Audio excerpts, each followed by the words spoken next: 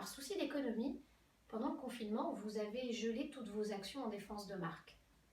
Mais finalement, avec le recul, vous vous apercevez aujourd'hui que cette demande de marque, qui ne vous dérangeait pas tant que ça lorsque vous l'avez examinée entre une session lessive et d'école à la maison, risque finalement d'empiéter sur vos plates-bandes.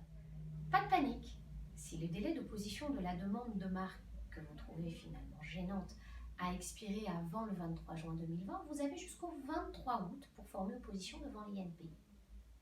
Sachez d'ailleurs à cet égard que tous les délais prévus par le Code de la propriété intellectuelle échus entre le 12 mars 2020 et le 23 juin 2020 inclus sont tous reportés jusqu'au 23 juillet 2020 si le délai initial était d'1 mois et jusqu'au 23 août 2020 si le délai initial était de 2 mois et plus.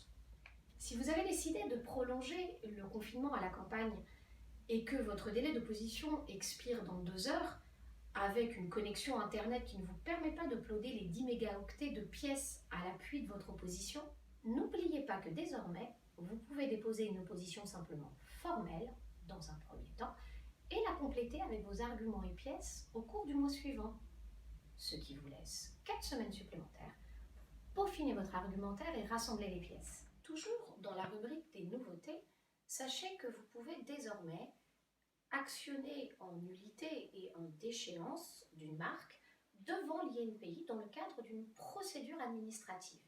Et ce, depuis le 1er avril dernier. Il n'est donc plus besoin d'aller devant les tribunaux pour ce faire. Cette procédure, qui est exclusivement électronique, coûte 600 €, sans les honoraires de votre avocat préféré, bien entendu. Et vous pouvez espérer avoir une décision dans un délai de 6 à 12 mois, ce qui est largement plus rapide que ce que nous avions l'habitude de constater devant les tribunaux. Rappelons d'ailleurs que pour demander la nullité ou la déchéance devant l'INPI, il n'est pas nécessaire de disposer d'un intérêt à agir, ce qui n'était pas le cas devant les tribunaux. Vous pouvez donc agir par le biais d'un prête-nom, comme votre cabinet d'avocat, si vous préférez avancer masqué, ce qui est de circonstance.